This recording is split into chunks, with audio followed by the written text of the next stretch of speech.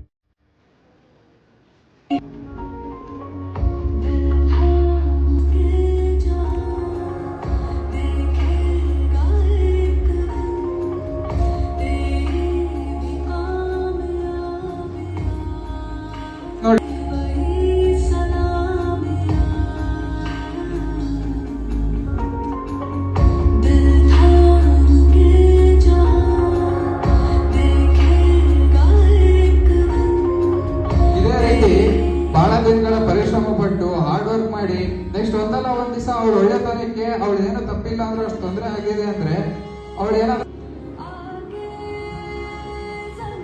2022 December ತಿಂಗಳು Suma graduated from KIT.